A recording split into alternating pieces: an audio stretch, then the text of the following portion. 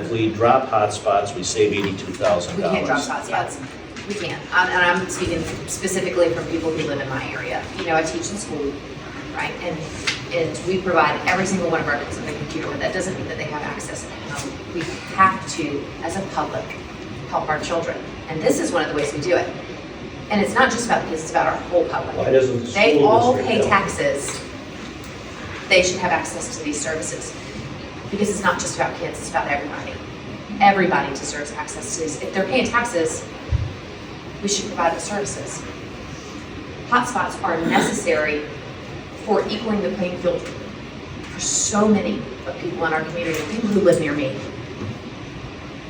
It is a necessary service that we are providing. Does everybody that you go in or have about an $800 telephone, cell phone that they have too? I am not in the business of telling people how to spend their money or what to spend their money on. Yeah. And I don't think any of us should be. If you give them something free, they're not gonna. Dennis, I will also point out in the analysis of our facilities assessment, it showed that 40% of households, or only 40% of households in York County have internet service. And part of that it might be access, but a lot of it is, it's just really expensive. I pay more for my internet service than I have friends You're in other missing the places. whole point here. The point is this a service the library should provide? Yes.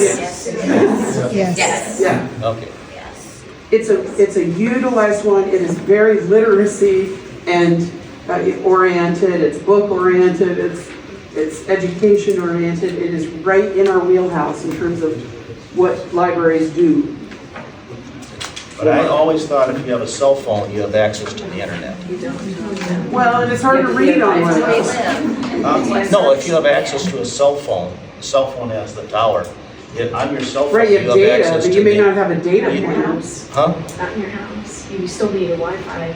You need Wi-Fi in your house. No, you don't, because you still can connect If to you have the a tower. data plan, If you do cellular, but people Yeah. don't always have cellular. They can't afford the cellular. right? So they have a smartphone with no cellular? And they use it on Wi-Fi where they come. Regular The regular phones, yeah. Yeah.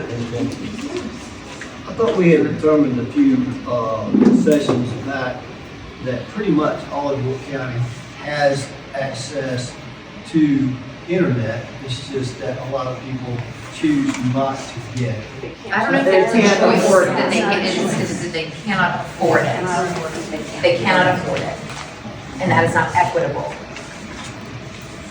Providing the service, we are providing equity to the community, our whole community, everyone.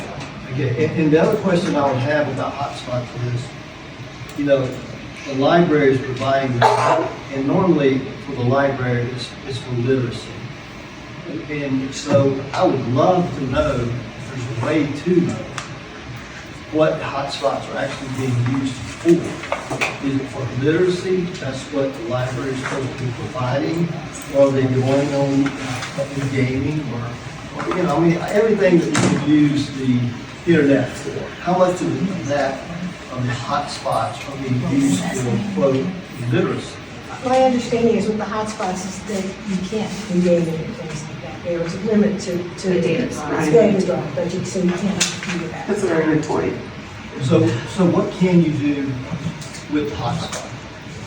You can Connect to the internet so that you can get up to your account at school. Submit your resume to a job. Whatever you do. So they don't have to go to a cafe or when the library's closed. They can work on business plans. They can read books. Resources. They can read books.